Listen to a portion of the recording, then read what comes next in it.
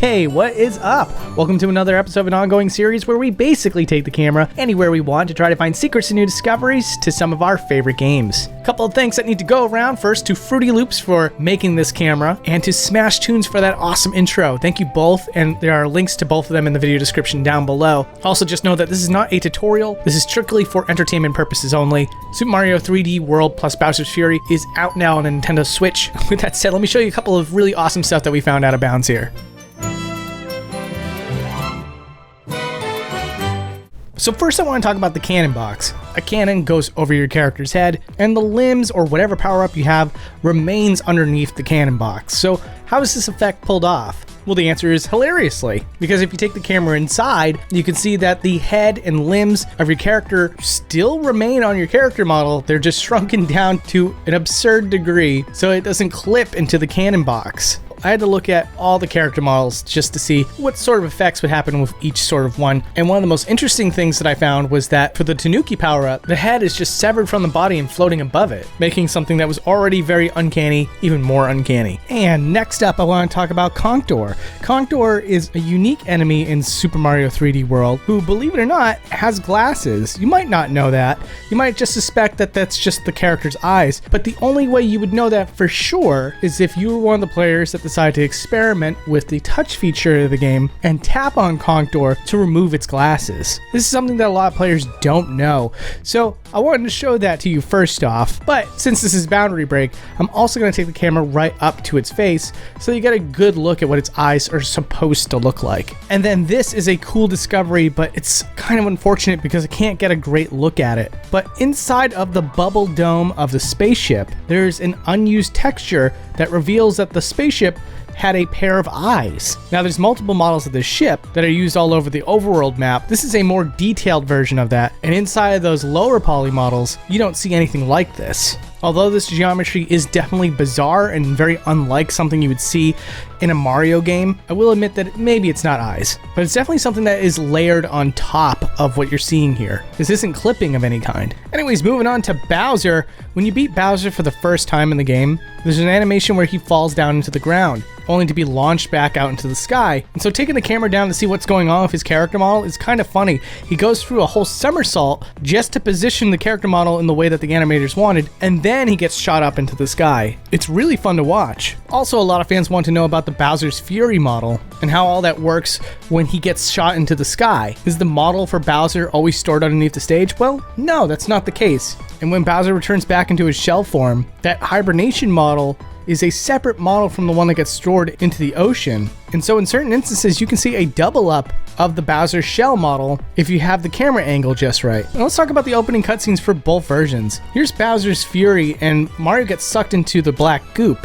In order to pull that effect off, the developers just made a giant cylinder that Mario drops in, but it looks more like a warp from the perspective that the developers want you to see. And as for the opening cutscene for 3D World, as you know, Bowser actually pops out of the pipe and grabs one of the pixies. And until that happens, the model is stored underneath the map, and it is terrifying looking. The head is once again shrunken down super small, just like the characters for the cannon box. And once everything is said and done, you can see all the character models slink down further and further underneath the map after they jump into the pipe to pursue Bowser. Also, this is super cool. After the opening cutscene ends for Super Mario 3D World, there's a very brief moment where if you hang the camera in this spot, all the worlds load in at once, which is something that doesn't happen when you're actually in the game. So although it's not the best camera angle, if you ever wanted to see what that would look like, you are looking at it right now.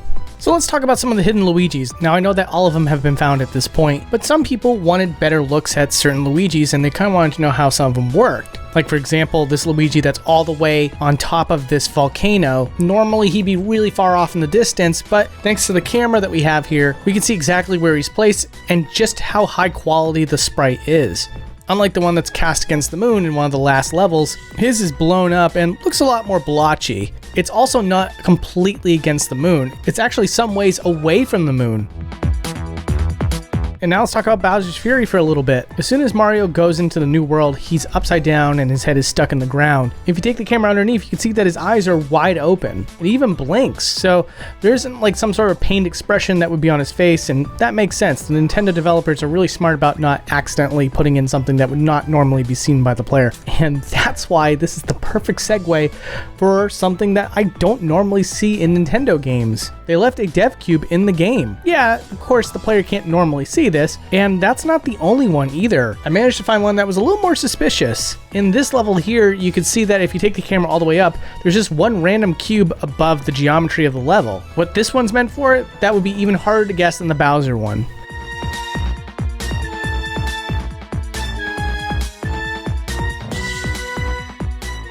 But as for more developer techniques, we got this over here, a Super Mario Brothers classic. Platforms that are going up and platforms that are going down, and if you stand too long on the ones that are going up, you'll die. And if you stand on the platforms going down too long, you'll also die. Now, how is this effect pulled off in 3D world? Well, if you take the camera at this angle, you can see that the platforms are constantly reusing itself and are even operating behind the geometry of the level. There's no warping or anything, it just kind of runs on a pattern. And now I want to do a close-up on certain details that are just right in front of your face. Like, for example, did you know that there are moths in Super Mario 3D World? Now, the detail on these moths are not that impressive at all, but of course you never get a good close-up of any of these details. So, to show you, this is what moths would look like canonically in the world of Super Mario. And moving on from that, there's a surprising level of detail on Mario's clothing. And what I've noticed is that this LOD just seems to kind of disappear as the game organically gets about as far away as you would imagine in 3D World. So, it's not often you get to see these details, but there are denim stripes on Mario's overalls, as well as a cottony kind of look to his hat and shirt. The game also has these little crabs, and I just want to show you what this looked like up close. Pretty freaking adorable. Taking the camera behind it will give you a perfect sense of how this model looks at all angles. And then a lot of you were asking about Captain Toad over on Twitter, and they wanted to know if there was any details inside of his backpack, and sadly, not really. There is some geometry where the paper sticks out of the backpack that is inside the backpack, but there's no fine details that you can make out that would be particularly interesting. While talking about all this, once again, lots of cool bump map details on Captain Toad's model, just like Mario. I knew some of you guys are going to ask about these bosses here, and I wanted to show what happens when you take the camera underneath the level. There's not a lot that these models are hiding. In fact, the King and Queen here have less going on than the other models. And also I want to do a boundary break tradition and show you guys some birds. These ones in particular are a lot of fun. These are cat birds from Bowser's Fury. When's the next time I'm ever going to have an opportunity to talk about a bird on this show that has cat ears? I had to show you. I'm sorry. I'm sure you can forgive me. And then I want to show you some cool stuff, like for example, zooming the camera out in the Toad House will show you that the room is just housed inside of a sky dome. And there's some dolled up areas in the game that I'm sure a lot of people want to know, is there more details to it? And the masterminds at Nintendo, as per usual, did a fantastic job setting up an illusion for you, because once you break the camera off its axis, you'll see that very little is modeled outside the player's view. Same can be said for Bowser's Castle in World Castle, although that Bowser shell-shaped dome is fully modeled, surprisingly. And in the final world, oh my goodness, it's so beautiful. And of course, once again, once you take the camera off its axis and start going behind the buildings, almost nothing is fully modeled, except for Bowser here, who has pretty much everything modeled except for his legs. This model of Bowser does not follow the model guide that Nintendo seems to have for Bowser, where if you take the camera inside of his shell, in almost any game you can think of, he has a fully modeled back inside of the shell, which yes, is the case for the alive models of Bowser in this game.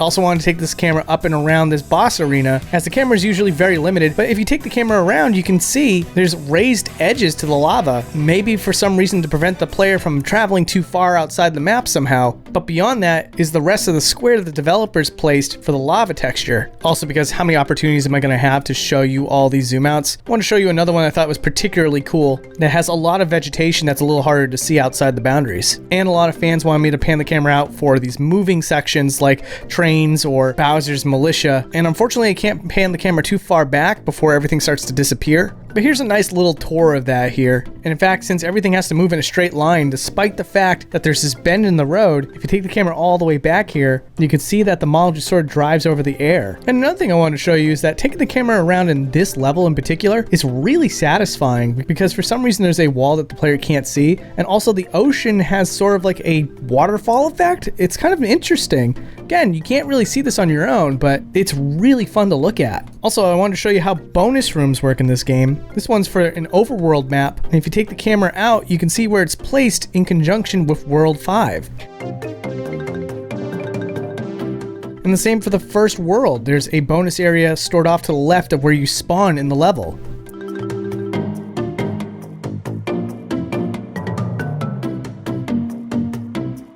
And I figure we can cap this off by showing you a tour around the title screen of the game, where you can see that not even this little thing here is fully modeled. And I want to thank you for watching. If you're new here, please subscribe. If you're a longtime fan, throw in some stuff on eBay. If you guys want to place a bid on some of these items and you happen to win it, more than happy to also ship out a Shesez plush and an autograph as well. Just a nice, easy way for some of you collectors out there to support the show if you're interested. All right, guys, well, I'm going to take off for now, and hopefully I'll see you again soon.